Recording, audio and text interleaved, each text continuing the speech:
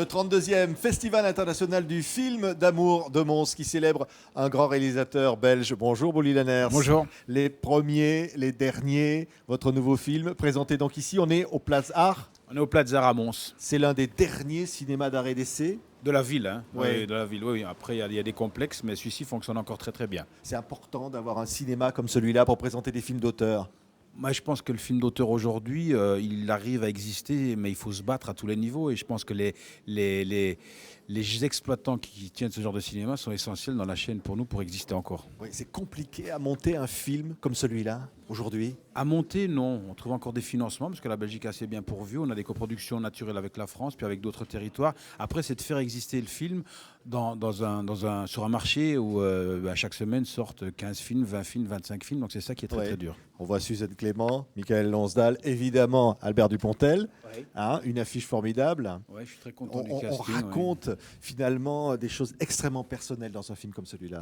Ah bah celui-là, c'est carrément une mise à nu. C'est une mise à nu telle que c'est un film qu'on fait une fois dans sa vie. Celui-là, et j'ai été épuisé vraiment dans des choses très très personnelles, oui. Ouais, il marque le Festival de Berlin, plusieurs récompenses. Oui, on a eu 2 prix là, oui. Ouais. Le prix Œcuménique et le prix Label Cinéma du meilleur film européen, donc on est très content. On dit c'est un western quelque part. C'est un peu un western européen. C'est un western européen et c'est ça aussi que je suis content de recevoir ce prix du label Ouais. européen parce qu'on peut prendre les codes du film américain tout en faisant les films européens. Voilà, ben, c'est les premiers, les derniers. La bande-annonce. Voici ce qu'a dit le premier et le dernier. J'étais mort et je suis revenu à la vie. Amen. Je suis plus jeune que toi et j'ai l'air plus vieux. Mais non, t'as pas l'air plus vieux. Ah si, j'ai l'air plus vieux. Moi, je pars pas à travers les bois à pied. Hein. Faire des kilomètres pour retrouver le gars qui a volé ce téléphone à la con.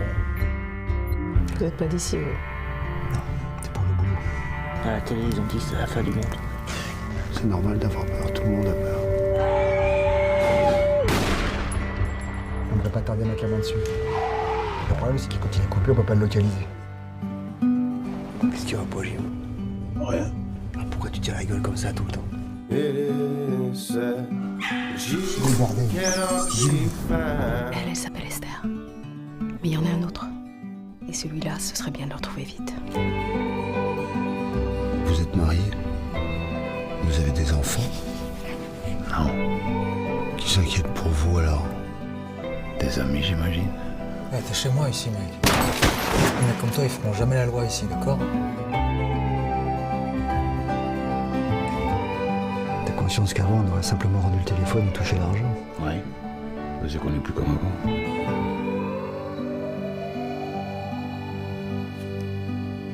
C'est ça que t'appelles un petit problème de voiture? C'est quoi ton métier, toi? C'est un petit peu difficile à expliquer. Les premiers, les derniers, Bouli Lanners. On est au Festival du film d'amour. C'est un film d'amour. C'est un film qui parle d'amour, même si ce n'est pas une histoire d'amour classique, mais c'est un film qui parle d'amour puisque le film fait écho à un sentiment très pessimiste qui est véhiculé dans la société aujourd'hui. Et c'est une forme de réaction à ce sentiment pessimiste à travers l'amour que portent les personnages les uns envers les autres. Oui, c'est une sorte de rédemption. Il y a une trajectoire très forte, c'est le personnage de Gilou qui est dans une réflexion très mortifère et qui est un parallèle à ce sentiment apocalyptique qui est véhiculé dans le film. Et donc sa trajectoire va vers quelque chose de positif. Donc il y a une rédemption à la fin pour le personnage de Gilou et même sur le propos de la fin du monde parce que ce n'est pas la fin du monde. Oui, ce n'est pas la fin du monde, mais on pourrait presque y croire. Au Quelque début, part. Au début, on y croit, et surtout les personnages d'Esther et Willy y croient fermement. Mais tant que l'homme est homme, il n'y a pas de fin du monde Ouais. possible. Mais il y a beaucoup d'amour, il y a beaucoup d'amitié, il y a beaucoup de sentiments. Et de bienveillance. Ouais. C'est un film qui est âpre dans son début, avec un monde âpre. Et dans ce monde âpre, petit à petit, les lumières vont venir des personnages qui vont éclairer petit à petit le film. Oui, quand on dit c'est un film très personnel, Bouli Lanners, c'est vous là. Hein. Ouais, On là, sent, c'est moi. ouais, hein, vous les aimez ces gens. J'ai été épuisé dans plein de choses très personnelles, aussi dans le personnage de Gilou qui est vraiment qui est mon binôme absolu, qui est une espèce de clone de ce que je suis.